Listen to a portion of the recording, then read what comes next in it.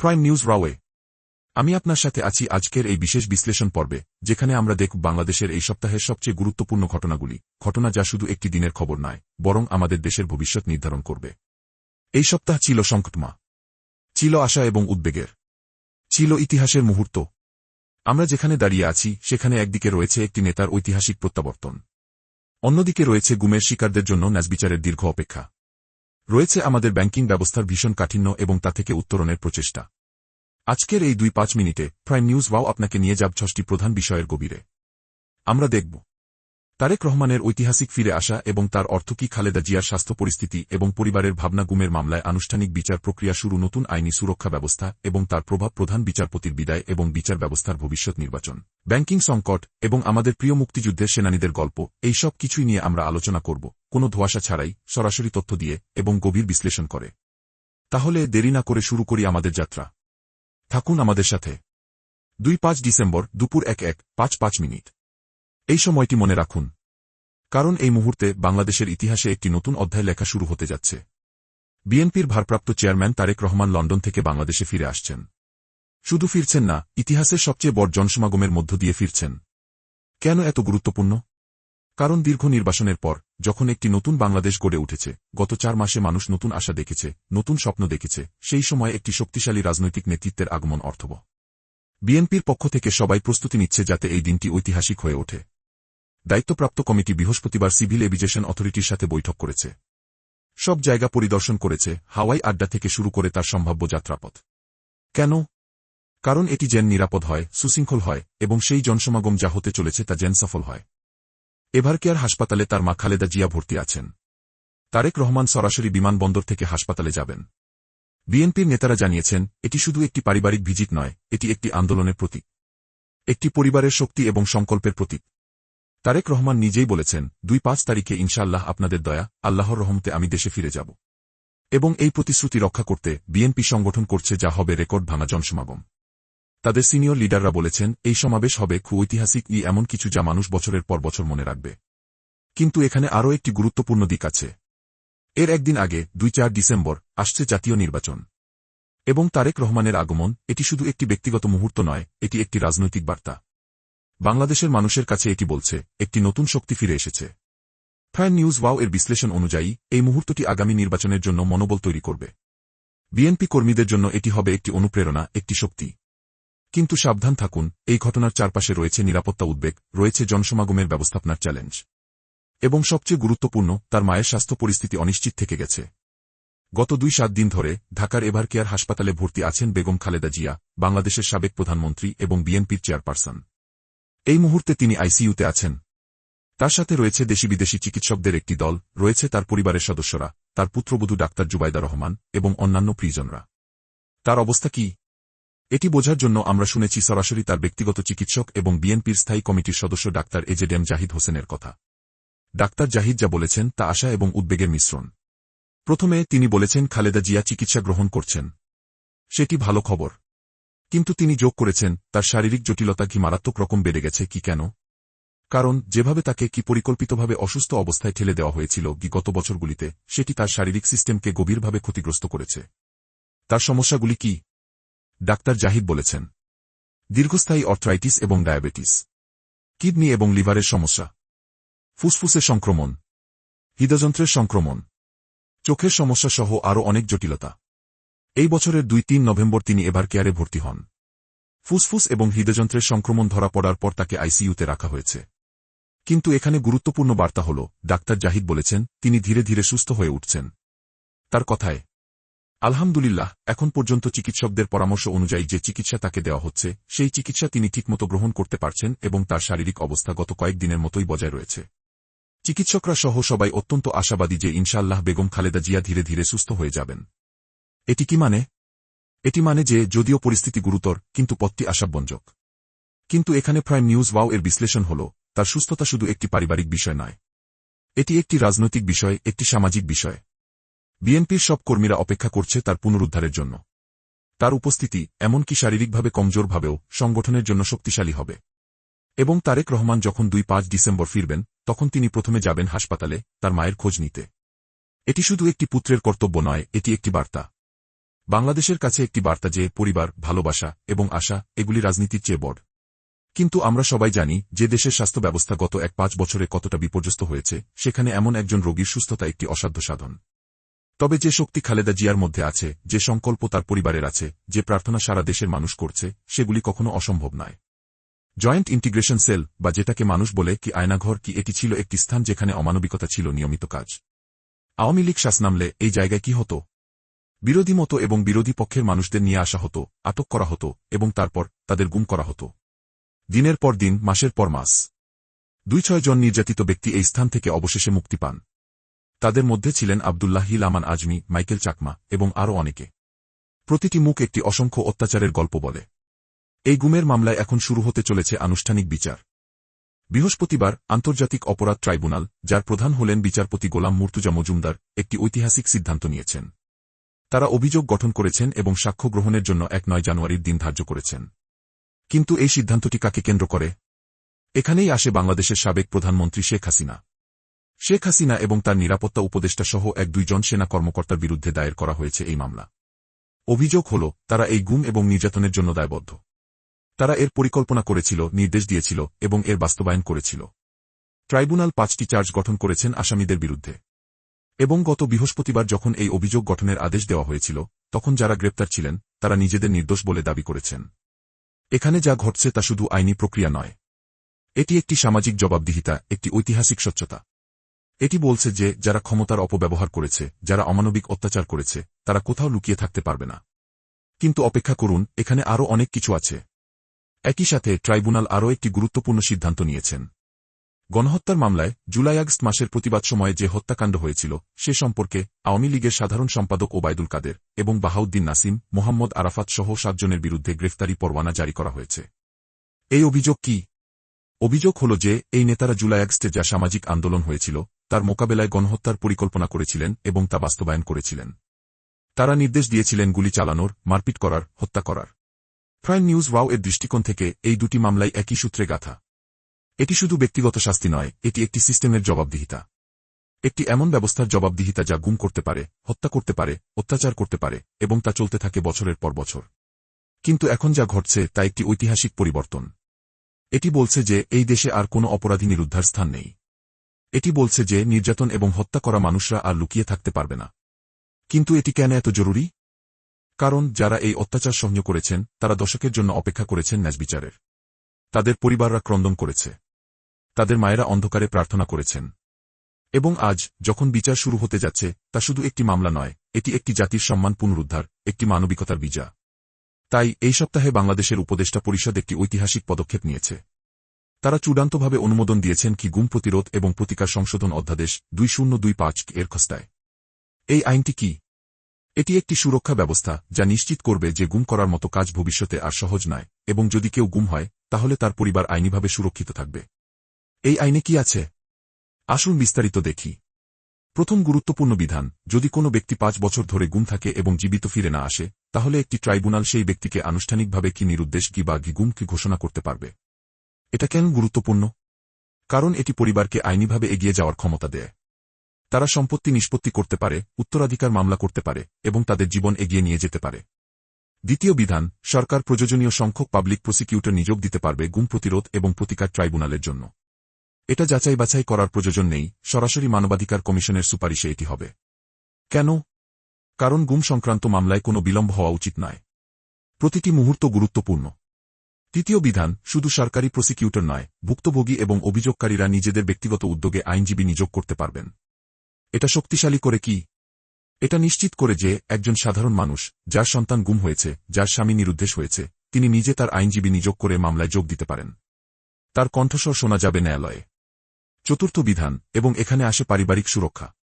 যদি একজন ব্যক্তি গুম হয়, তাহলে তার স্ত্রী অথবা উপর নির্ভরশীল পরিবারের কোনো সদস্য সেই গুম ব্যক্তির সম্পত্তি ব্যবহার করতে পারবেন, কোনো আইনি জটিলতা ছাড়াই। চিন্তা করুন, একটি নারী তার স্বামীকে হারিয়েছেন গুম হয়ে। আইন তাকে বলছে তুমি তার সম্পত্তি ব্যবহার করতে পারো, তুমি এগিয়ে যেতে পারো কি এটি মানবিকতা এবং ন্যায়বিচারের প্রতীক। কিন্তু এখানে একটি চ্যালেঞ্জ আছে। এইসব সুন্দর বিধান কাগজে কাগজে আছে, কিন্তু বাস্তবায়ন? সেটা অনেক বড় প্রশ্ন। প্রাইম নিউজ ওয়াও এর দৃষ্টিকোণ থেকে আমরা দেখছি যে এই অধ্যাদেশটি কার্যকর করার জন্য প্রশিক্ষিত, সততাবান এবং সাহসী বিচারক এবং প্রসিকিউটর প্রয়োজন। গুম সংক্রান্ত মামলায় সাক্ষ্য সংগ্রহ অত্যন্ত কঠিন। কারণ অনেক সময় অপরাধীরা প্রমাণ ধ্বংস করে ফেলেছে। পরিবারগুলির জন্য মানসিক এবং আর্থিক সহায়তা প্রয়োজন, শুধু আইনি সহায়তা নয়। কিন্তু তবুও এই অধ্যাদেশের অনুমোদন একটি বিশাল পদক্ষেপ। এটি বলছে যে বাংলাদেশ এখন প্রতিশ্রুতিবদ্ধ যে গুমের অত্যাচার আর হবে না। এটি বলছে যে যারা গুম হয়েছেন তাদের পরিবারগুলি আর একা নয়। এবং যখন উপদেষ্টা পরিষদের প্রধান ডাক্তার মোহাম্মদ ইউনুস এই অধ্যাদেশ অনুমোদন করছেন, তিনি একটি বার্তা দিচ্ছেন পুরো বিশ্বকে। তিনি বলছেন বাংলাদেশ মানবাধিকারকে গুরুত্ব দেয়। শরীফ উসমান হাদি, ইনকিলাব মঞ্চের মুখপাত্র। নাম শুনলে অনেকেই মনে নাও করতে পারেন কে তিনি। কিন্তু বাংলাদেশের এই যুগান্তকারী গণজাগরণে যারা সামনের সারিতে ছিলেন, তারা সবাই জানেন কে উসমান হাদি। জুলাই আগস্টের আন্দোলন, যখন লক্ষ লক্ষ মানুষ রাস্তায় নেমেছিল, যখন শাহবাগ একটি বিপ্লবের কেন্দ্রবিন্দু হয়ে উঠেছিল, যখন দেশের তরুণরা স্বপ্ন দেখেছিল একটি নতুন বাংলাদেশের, সেই সময়ে উসমান হাদি ছিলেন সেই কণ্ঠস্বর যা লক্ষ মানুষকে অনুপ্রাণিত করেছিল। কিন্তু প্রতিটি বিপ্লবের একটি মূল্য থাকে। গত কয়েক সপ্তাহ ধরে উসমান হাদি অসুস্থ ছিলেন। তার স্বাস্থ্য দ্রুত খারাপ হয়ে যাচ্ছিল। তার পরিবার বুঝেছিল যে এটি গুরুতর কিছু। এই সপ্তাহে উসমান হাদি এখন জীবন মৃত্যুর সন্ধিক্ষণে দাঁড়িয়ে আছেন। তার অবস্থা এত জটিল যে তাকে সিঙ্গাপুরে অপারেশন করার প্রয়োজন পড়েছে। তার পরিবার অনুমতি দিয়েছেন। এই সিদ্ধান্তটি নিয়েছেন তারা সম্পূর্ণ সচেতনতার সাথে, জেনে যে এটি শেষ ঝুঁকি, শেষ আশা। বৃহস্পতিবার ইনকিলাব মঞ্চ তাদের ফেসবুক পেজে একটি পোস্ট করেছে। সেখানে তারা উসমান হাদির জন্য সবার কাছে দোয়া চেয়েছেন। তাদের বার্তা এখানে নিহিত কিছু দেখায়। তারা বলেছেন, যদি উসমান হাদি আল্লাহর ডাকে সাড়া দিয়ে শহীদের কাতারে শামিল হন, তাহলে পুরো বাংলাদেশের স্বাধীনতাকামী, মজলুম জনতা শাহবাগে জড় হওয়ার জন্য এবং সার্বভৌমত্ব নিশ্চিত করার জন্য আন্দোলন চালিয়ে যাওয়ার জন্য আমরা আহ্বান করছি। এটা কেবল দোয়া নয়, এটা একটি প্রতিশ্রুতি, একটি অঙ্গীকার। এটা বলছে যে এই জাতি তাদের যুবক নায়কদের মূল্য দেয়। এবং তারা আরও বলেছেন, খুনিরা গ্রেফতার না হওয়া পর্যন্ত শাহবাগে অবস্থান করা হবে এবং পুরো বাংলাদেশকে অচল করে দেওয়ার ঘোষণা দেওয়া হয়েছে। কি এমনকি যদি খুনি ভারতে পালিয়ে যায়, তাহলেও তারা ভারত সরকারের সাথে আলোচনা করে সেই খুনিকে ফেরত আনার দাবি করবেন। এটা হল সত্যিকারের ন্যায্যতা এবং প্রতিশোধের অনুভূতি। এটা বলছে যে কেউ গুম হতে পারে না, কেউ হত্যা করতে পারে না এবং তা নিয়ে ভুলে যেতে পারে না। কিন্তু এখানে আরও কিছু আছে। স্বরাষ্ট্র উপদেষ্টা পল্লব অবসরপ্রাপ্ত জাহাঙ্গীর আলম চৌধুরী সিঙ্গাপুরে চিকিৎসাধীন উসমান হাদির জন্য সবাইকে দোয়া করার অনুরোধ করেছেন। তিনি বলেছেন, আগামী জুম্মার নামাজের পরে সবাই উসমান হাদির জন্য দোয়া করবেন, যাতে তিনি সুস্থ হয়ে আমাদের মাঝে ফিরে আসেন। সবাই খাস দিলে দোয়া করলে হাদি অবশ্যই সুস্থ হয়ে ফিরবেন। অন্যান্য ধর্মাবলম্বীরাও তার জন্য প্রার্থনা করবেন। এটি একটি সুন্দর বার্তা, সকল ধর্মের মানুষকে একত্রিত করে। এটি বলছে যে এই দেশে বিভাজন থাকতে পারে, কিন্তু একজন তরুণের জীবনের জন্য সবাই এক হতে পারে। প্রাইম নিউজ রাও এর বিশ্লেষণ অনুযায়ী উসমান হাদির অসুস্থতা একটি স্মারক। এটি স্মরণ করিয়ে দেয় যে এই বিপ্লবের যুবকরা শুধু তাত্ত্বিক নেতা নন, তারা বাস্তব মানুষ, যারা নিজেদের শারীরিকভাবে, মানসিকভাবে ব্যয় করেছেন এই দেশের জন্য। তার পরিবার, তার সহযোগীরা এবং সারা দেশের মানুষ এখন অপেক্ষা করছে একটি ভালো খবরের জন্য। অপেক্ষা করছে যে সিঙ্গাপুরের চিকিৎসকরা অসম্ভবকে সম্ভব করবেন। অপেক্ষা করছে যে উসমান হাদি আবার ফিরে আসবেন তাদের মধ্যে। কারণ এই দেশের জন্য তার প্রয়োজন রয়েছে। এই জাতির নতুন যাত্রায় তার কণ্ঠস্বরের প্রয়োজন রয়েছে। ডাক্তার সৈয়দ রেফাত আহমেদ, বাংলাদেশের ২৫তম প্রধান বিচারপতি, তার কর্মজীবনের শেষ দিনে অবসর গ্রহণ করছেন। কিন্তু এটি শুধু একটি অবসর গ্রহণ নয়। এটি একটি ঐতিহাসিক মুহূর্ত। বৃহস্পতিবার সকালে সুপ্রিম কোর্টের আপিল বিভাগের এজলাসে তাকে একটি বিশেষ বিদায় সংবর্ধনা দেওয়া হয়েছে। তার সাথে ছিলেন অন্যান্য বিচারপতি, বিভিন্ন ট্রাইব্যুনালের বিচারপতি, আইনজীবী এবং সরকারি কর্মকর্তারা। কিন্তু বিদায় সংবর্ধনায় যা বলা হয়েছে তা শুধু প্রশংসা নয়, এটি একটি সামাজিক স্বীকৃতি। অ্যাটর্নি জেনারেল বলেছেন যে প্রধান বিচারপতি রেফাত আহমেদ একটি গুরুত্বপূর্ণ সাংস্কৃতিক পরিবর্তন সাধন করেছেন। তিনি ভেঙে দিয়েছেন কি রাজনৈতিক অনুকম্পার ভিত্তিতে বিচারক নিযোগের সংস্কৃতি। কি মানে?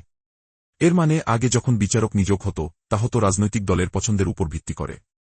কিন্তু প্রধান বিচারপতি রেফাত আহমেদ এসেছেন এবং বলেছেন, না, বিচারক নিযোগ হবে যোগ্যতার ভিত্তিতে, সততার ভিত্তিতে। অ্যাটর্নি জেনারেল আরও বলেছেন এক চমৎকার উপমা। তিনি বলেছেন, বিচারের মহাসড়ক থেকে বা বিচারের রেলপথ থেকে মানুষ ছিটকে পড়েছিল। উনি আসার পরে গত ১-৬ মাসে সে মহাসড়কে আমাদেরকে তুলে দিয়েছেন। ইতিহাস উনাকে বাংলাদেশের ঝঞ্ঝাবি ক্ষুব্ধ সময়ে প্রমেথিউস হিসেবে রাখবে। প্রমেথিউস, যে আগুন চুরি করেছিল মানুষের জন্য। প্রধান বিচারপতি রেফাত আহমেদ চুরি করেছেন ন্যায়বিচার, এটি ফিরিয়ে এনেছেন মানুষের হাতে। সুপ্রিম কোর্ট আইনজীবী সমিতির সভাপতি মাহবুদ্দিন খোকন বলেছেন যে প্রধান বিচারপতি রেফাত আহমেদ অত্যন্ত সৎ এবং দক্ষতার সাথে তার দায়িত্ব পালন করেছেন। তিনি অনেক গুরুত্বপূর্ণ সাংবিধানিক এবং অন্যান্য মামলার নিষ্পত্তি করেছেন। কিন্তু আরও গুরুত্বপূর্ণ, তিনি আইনজীবীদের সম্মান করেছেন। প্রধান বিচারপতি হিসেবে তিনি কখনো আইনজীবীদের অপমান করেননি, কখনো তাদের মর্যাদা হরণ করেননি। এটি ছোট কথা নয়, এটি একটি সাংস্কৃতিক বিবৃতি যে ন্যায়বিচার একটি দ্বিপক্ষীয় প্রক্রিয়া এবং উভয় পক্ষকে সম্মান করতে হবে। এবং এখানে আসে সবচেয়ে গুরুত্বপূর্ণ অংশ, তার বিদায়ী ভাষণ। প্রধান বিচারপতি রেফাত আহমেদ বলেছেন, জুলাই বিপ্লব সংবিধানকে উল্টে দেওয়ার প্রস্তাব করেনি, বরং এর সাথে সম্পৃক্ততাকে শুদ্ধ করার প্রস্তাব করেছিল। স্বচ্ছতা, জবাবদিহিতা এবং সংবেদনশীলতা, এই তিনটি গুণ জনসাধারণের বিবেকের মূলমন্ত্র হয়ে উঠেছে। এটি সুন্দর এবং শক্তিশালী। তিনি বলছেন, জুলাই আন্দোলন ছিল সংবিধানের প্রতি আস্থা থেকে এসেছে, এর বিরোধিতা থেকে নয়। এবং এখন সেই বিপ্লবের মূল্যবোধগুলি, স্বচ্ছতা, জবাবদিহিতা, সংবেদনশীলতা, এগুলি যদি বিচার ব্যবস্থায় প্রতিফলিত হয়, তাহলে সেটাই ছিল বিপ্লবের লক্ষ্য। কিন্তু এখানে একটি গুরুত্বপূর্ণ প্রশ্ন আছে। আইনি উপদেষ্টা ডাক্তার আসিফ নজরুল প্রধান বিচারপতির সাথে দেখা করেছেন এবং তাকে একটি গুরুত্বপূর্ণ বিষয় নিয়ে আলোচনা করেছেন। তিনি উদ্বেগ প্রকাশ করেছেন যে অনেক সময় বিচারকরা জামিন দিচ্ছেন এমন মানুষদের যারা জুলাই গণআন্দোলনের অংশগ্রহণকারীদের হামলা করার জন্য বিখ্যাত। এটি কেন সমস্যা? কারণ যদি একজন সম্ভাব্য খুনিকে জামিন দেওয়া হয় এবং তিনি কেউ আর একজন সক্রিয়তাবাদীকে হত্যা করে, তাহলে সেই বিচারক নৈতিকভাবে দায়বদ্ধ থাকেন। আসিফ নজরুল বলেছেন, এই খুনের দায়িত্ব যদি কোনো বিচারক জামিন দেয় তাহলে তার উপর পড়ে কিনা সেটা তারা বিবেচনা করা উচিত। এটি একটি শক্তিশালী নৈতিক প্রশ্ন যা তিনি রেখে গেছেন পরবর্তী প্রধান বিচারপতির জন্য। এবং আসিফ নজরুল আশা রেখেছেন যে পরবর্তী প্রধান বিচারপতিও এই ধারাবাহিকতা বজায় রাখবেন। যে সততা, দক্ষতা এবং নৈতিকতা রেফাত আহমেদ নিয়ে এসেছেন তা যাতে চলতে থাকে। প্রাইম নিউজ ওয়াও এর দৃষ্টিকোণ থেকে এই বিদায় সংবর্ধনা কেবল একজন বিচারপতির অবসর নয়, এটি একটি মাইলফলক। এটি দেখায় যে বাংলাদেশের বিচার ব্যবস্থা এগিয়ে যাচ্ছে, সংস্কার হচ্ছে এবং নতুন মানদণ্ড স্থাপন করছে। বাংলাদেশের আসন্ন জাতীয় নির্বাচন এবং গণভোট বিশ্বের কাছে অত্যন্ত গুরুত্বপূর্ণ। কারণ বাংলাদেশ একটি বৃহৎ দক্ষিণ এশীয় দেশ এবং এখানে যা ঘটে তা আঞ্চলিক রাজনীতিকে প্রভাবিত করে। বৃহস্পতিবার দুপুরে রাষ্ট্রীয় অতিথিভবন পদ্মায় একটি গুরুত্বপূর্ণ সভা হয়েছে। কে উপস্থিত ছিলেন? বিভিন্ন দেশের কূটনীতিক। কমপক্ষে 400 জন কূটনৈতিক এই সভায় যোগ দিয়েছিলেন। তারা এসেছিলেন ঢাকার বিদেশি দূতাবাস থেকে। এই সভার উদ্দেশ্য কি? পররাষ্ট্র সচিব আসাদ আলম সিয়াব তাদের ব্রিফিং দিয়েছেন আসন্ন নির্বাচন সম্পর্কে। কি বিষয়গুলি আলোচনা করা হয়েছে? প্রথমত, নিরাপত্তা। পররাষ্ট্র মন্ত্রণালয় বিদেশি দূতাবাসগুলির নিরাপত্তা সম্পর্কে সম্পূর্ণ আশ্বস্তি প্রদান করেছে। তাদের বলা হয়েছে যে নির্বাচনের সময় সশস্ত্র বাহিনী এবং আইনশৃঙ্খলা রক্ষাকারী বাহিনী সম্পূর্ণ সতর্ক থাকবে। কেন এটি গুরুত্বপূর্ণ? কারণ যখন একটি দেশ নির্বাচন করে তখন কখনো কখনো উত্তেজনা বা সংঘর্ষ হতে পারে। বিদেশি দূতাবাসগুলি সবসময় সুরক্ষিত থাকা প্রয়োজন। দ্বিতীয়ত, আন্তর্জাতিক পর্যবেক্ষক। পররাষ্ট্র মন্ত্রণালয় বিদেশি নির্বাচন পর্যবেক্ষকদের স্বাগত জানানোর জন্য কূটনীতিকদের আমন্ত্রণ জানিয়েছে। এটা মানে আন্তর্জাতিক সংস্থা এবং বিভিন্ন দেশ নির্বাচন প্রক্রিয়া পর্যবেক্ষণ করতে পারবে। কেন এটি গুরুত্বপূর্ণ? কারণ এটি দেখায় যে বাংলাদেশ স্বচ্ছতা এবং জবাবদিহিতায় বিশ্বাস করে। এটি বলছে, দেখুন আমরা কিভাবে নির্বাচন করছি, আমরা লুকাচ্ছি না। এটি বিশ্বের কাছে একটি শক্তিশালী বার্তা। এটি বলছে যে জুলাই বিপ্লবের পরে বাংলাদেশ একটি নতুন গণতান্ত্রিক পথে এগিয়ে যাচ্ছে। কিন্তু এখানে একটি চ্যালেঞ্জ দেখা দিয়েছে। একই সপ্তাহে রাজশাহী এবং খুলনায় কিছু ঘটনা ঘটেছে যা উদ্বেগ সৃষ্টি করছে। রাজশাহীতে ভারতীয় সহকারী হাই কমিশন অফিস ঘেরাও করার চেষ্টা করেছে একটি সংগঠন। তারা চেয়েছিল অফিসটিতে প্রবেশ করতে, কিন্তু পুলিশ তাদের ব্যারিকেড দিয়ে আটকে দিয়েছে। ফলে কি হয়েছে? তাদের সাথে ধস্তাধস্তি হয়েছে এবং একজন আহত হয়েছেন। এরপরে ভারতীয় সহকারী হাই কমিশন অফিসের চারপাশে বিপুল সংখ্যক পুলিশ মোতায়েন করা হয়েছে। খুলনায় একই ধরনের ঘটনা ঘটেছে। এখানে কি আধিপত্য বিরোধী ঐক্য জোট একটি পদযাত্রা কর্মসূচি করেছিল ভারতীয় সহকারী হাই কমিশনারের কার্যালয়ের সামনে। পুলিশ তাদের ব্যারিকেড দিয়ে আটকেছিল, কিন্তু পরে আন্দোলনকারীরা ব্যারিকেড ভেঙে এগিয়ে গেছে। প্রাইম নিউজ ওয়াও এর বিশ্লেষণ অনুযায়ী এই ঘটনাগুলি একটি পরস্পর বিরোধী অবস্থান তৈরি করছে। একদিকে বাংলাদেশ বিশ্বের কাছে বলছে আমরা স্বচ্ছতা এবং গণতন্ত্র চাই, অন্যদিকে কিছু গ্যাস্টিক্ষ দল বিদেশি মিশনের বিরুদ্ধে প্রতিবাদ করছে।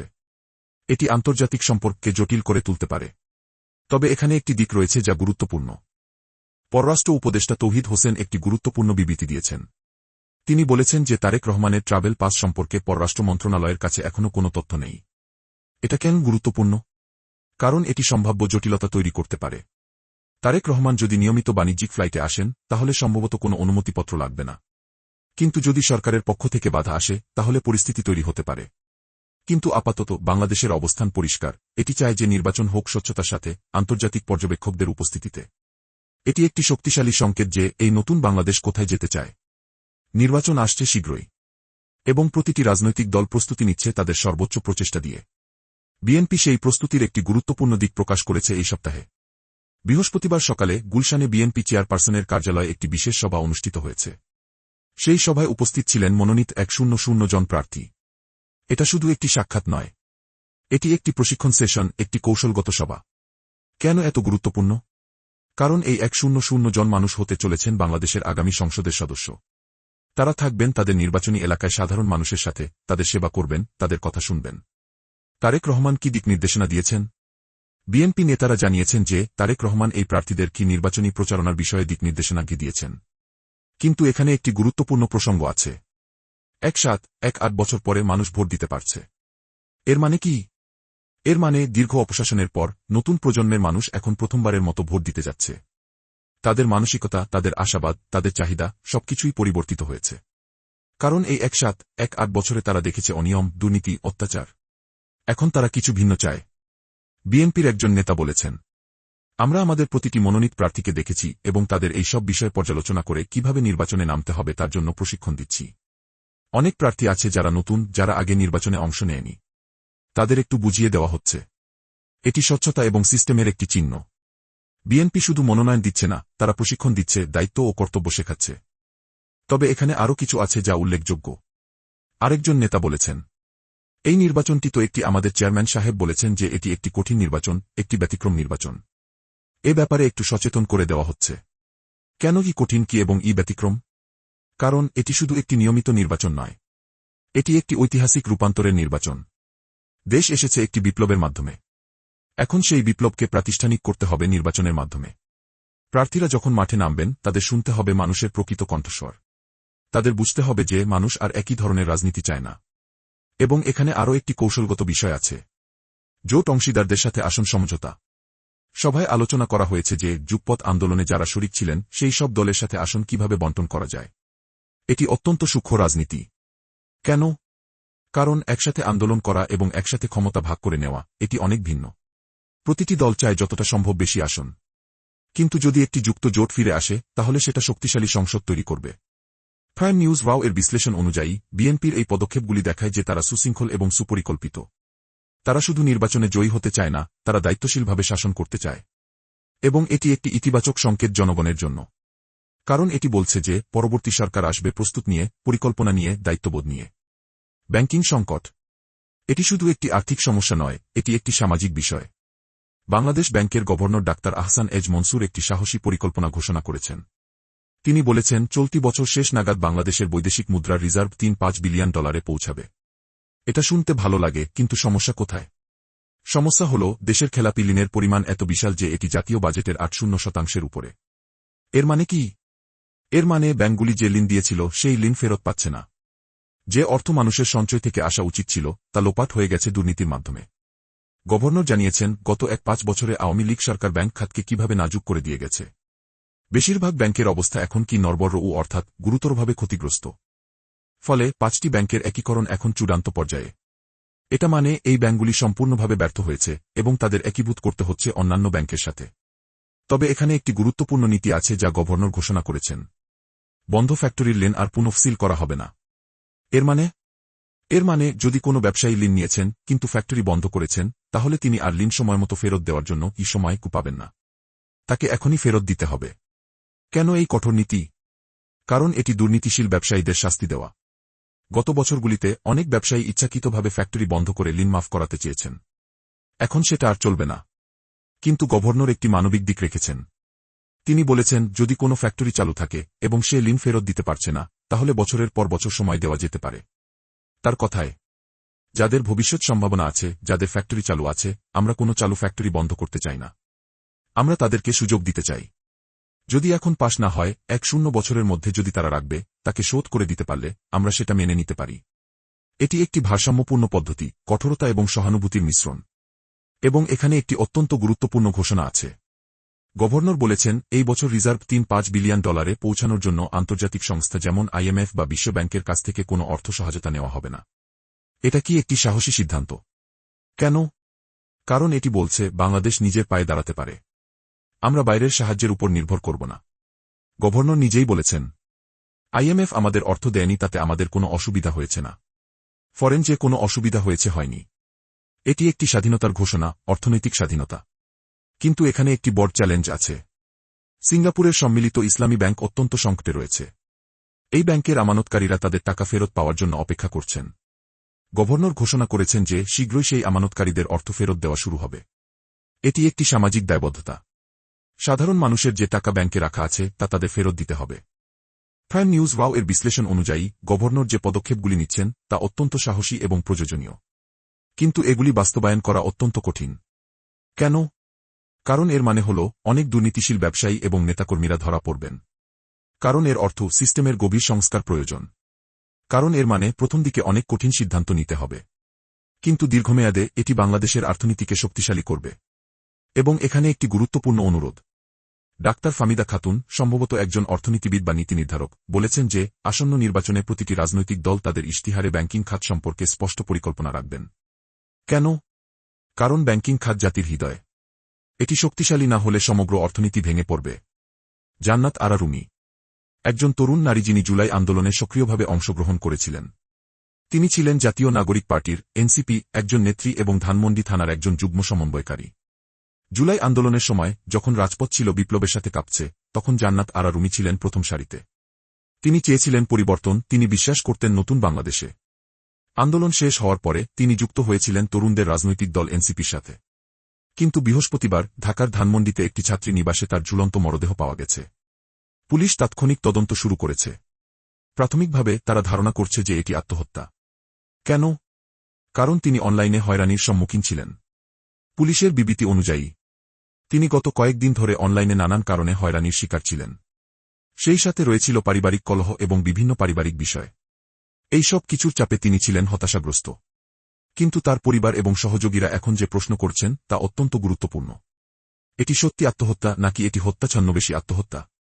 এনসিপির সিনিয়র যুগ্ম আহ্বায়ক সামান্তা শারমিন হাসপাতালের মর্গে গিয়েছেন। সেখানে তিনি এক শক্তিশালী বার্তা দিয়েছেন। খাদির মস্তিষ্ক ভেদ করে যাওয়া বুলেট যেমন আমাদেরকে ছিন্নভিন্ন করে ফেলেছে, রুমির ঝুলন্ত মরদেহ আমাদেরকে, এই বাংলাদেশের সকল মানুষকে এবং আমরা যারা এনসিপি সহ অন্যান্য যারা জুলাইয়ের সম্মুখ সারির যোদ্ধা ছিলাম সকলকে অত্যন্ত আহত করেছে। এই বার্তায় যা প্রকাশ পাচ্ছে তা হল একটি অভূতপূর্ব ব্যথা এবং প্রশ্ন। সামান্তা শারমিন প্রশ্ন রাখছেন যে এটি কি সত্যি দুর্ঘটনা নাকি কোনো নিয়োজিত অপরাধের ফলাফল।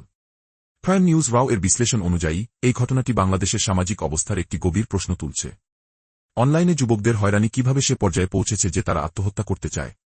পারিবারিক সমস্যা এবং রাজনৈতিক সক্রিয়তার মধ্যে কোনো সম্পর্ক ছিল কি? জুলাই আন্দোলনের সেই যুবকরা যারা এত সাহসের সাথে লড়াই করেছিলেন, তারা কেন পরবর্তীতে এমন মানসিক চাপে ভুগছেন? এর পাশাপাশি এনসিপি একটি স্পষ্ট বার্তা দিয়েছে। হাদি ও রুমির ঘটনা শুধু সতর্কই করছে না, সাহসও যোগাচ্ছে জুলাই যোদ্ধাদের। এটি অত্যন্ত শক্তিশালী বার্তা। এটি বলছে যে এই দুই মানুষের দুর্যোগ, একজন শারীরিক অসুস্থতায় জীবন মৃত্যুর সীমায় এবং আরেকজন নৈতিক বেদনায় মৃত্যুবরণ করেছেন, এই দুটি ঘটনা জুলাই আন্দোলনের যোদ্ধাদের আরও সংকল্পবদ্ধ করছে। কিন্তু এখানে একটি উদ্বেগজনক দিক আছে। যখন একটি দেশে তরুণরা মানসিক সংকটে ভুগছে, যখন জীবনের মূল্য এত কম হয়ে গেছে যে একজন সক্রিয় তরুণী আত্মহত্যা করতে চায়, তখন এটি একটি সামাজিক সংকটের সংকেত। এটি বলছে যে সমাজ এখনও সেভাবে সুস্থ নয়। প্রতিহিংসা, অনলাইন হয়রানি, পারিবারিক বিচ্ছিন্নতা, এই সব কিছু একসাথে মিলে একটি তরুণকে অসহায় করে তুলতে পারে। কিন্তু এখানে একটি সুযোগও আছে। এই ঘটনাটি যদি সমাজকে জাগায়, যদি আমরা বুঝি যে আমাদের তরুণদের মানসিক সুস্থতা কতটা জরুরি, যদি আমরা অনলাইন হয়রানি এবং বুলিংয়ের বিরুদ্ধে শক্তিশালী পদক্ষেপ নিই, তাহলে এই মৃত্যু অর্থবহ হয়ে উঠতে পারে। রুমির মরদেহ নওগাঁ জেলার পত্নীতলায় নিয়ে যাওয়া হয়েছে তার পরিবারের কাছে। সেখানে তাকে সম্মানের সাথে দাফন করা হবে। কিন্তু বাংলাদেশকে তার মৃত্যু থেকে শিখতে হবে। শিখতে হবে যে একটি বিপ্লব শুধু রাজপথে নয়, মানুষের হৃদয় এবং মনেও বিপ্লব আনতে হয়। বাংলাদেশের সবচেয়ে গুরুত্বপূর্ণ খবরের একটি গভীর বিশ্লেষণ। কিন্তু এখন আমরা যা দেখেছি এবং যা শুনেছি তার মধ্য থেকে কি শিখতে পারি? প্রথম শিক্ষা, এটি একটি পরিবর্তনের সময়। তারেক রহমানের আগমন, প্রধান বিচারপতির অবসর, নতুন আইনি কাঠামো, এই সব কিছুই বলছে যে বাংলাদেশ এগিয়ে যাচ্ছে। কিন্তু এই এগিয়ে যাওয়া সবসময় সহজ নয়। দ্বিতীয় শিক্ষা, ন্যায়বিচার দেরিতে আসতে পারে, কিন্তু আসে। গুমের মামলায় বিচার শুরু হচ্ছে। এটি বলছে যে কোনো অপরাধ অপূর্ণ থাকে না।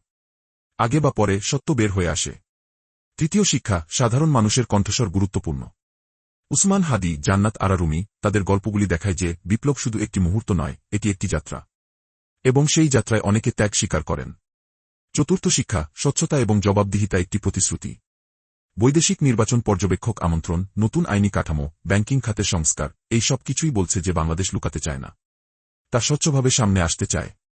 পঞ্চম শিক্ষা, অর্থনীতি শক্তিশালী করা জরুরি। যদি ব্যাংকিং ব্যবস্থা সুস্থ না থাকে, তাহলে রাজনৈতিক পরিবর্তন কোনো কাজে লাগবে না। দীর্ঘমেয়াদী উন্নয়নের জন্য আর্থিক স্থিতিশীলতা অপরিহার্য। এবং সবচেয়ে গুরুত্বপূর্ণ শিক্ষা, মানুষ গুরুত্বপূর্ণ। রাজনীতি গুরুত্বপূর্ণ, আইন গুরুত্বপূর্ণ, কিন্তু সবার চেয়ে গুরুত্বপূর্ণ হল প্রতিটি মানুষের নিরাপত্তা, সম্মান এবং সুখ। কিন্তু এখানে একটি প্রশ্ন থাকে। এই সপ্তাহের সব ঘটনা কি আগামী নির্বাচনকে প্রভাবিত করবে? হ্যাঁ, অবশ্যই। তারেক রহমানের আগমন, গুমের বিচার, ব্যাংকিং সংস্কার, এই সব কিছুই নির্বাচনের আগে মানুষের মনে প্রভাব ফেলবে। মানুষ যেটা চাইছে তা হল সততা এবং স্বচ্ছতা, যা নতুন বাংলাদেশ প্রতিশ্রুতি দিচ্ছে। ন্যায়বিচার, যা এখন বাস্তবায়িত হচ্ছে। অর্থনৈতিক স্থিতিশীলতা, যা ব্যাংকিং সংস্কারের মাধ্যমে আসছে। তরুণদের মূল্যায়ন, যা জুলাই আন্দোলনের নায়কদের সম্মান করে প্রকাশিত হচ্ছে। প্রাইম নিউজ রাও এর সমাপনী কথা। বাংলাদেশ এখন এক ঐতিহাসিক মোড়ে দাঁড়িয়ে আছে। একদিকে রয়েছে অতীতের অন্ধকার, অন্যদিকে রয়েছে ভবিষ্যতের আলো। এই মোড় থেকে যে পথ বেছে নেওয়া হবে তা দেশের পরবর্তী দশকের জন্য নির্ধারক হবে। আগামী নির্বাচন শুধু একটি ভোট দেওয়ার প্রক্রিয়া নয়। এটি একটি সামাজিক চুক্তি, যেখানে মানুষ এবং সরকার একে অপরের সাথে প্রতিশ্রুতি বিনিময় করছে।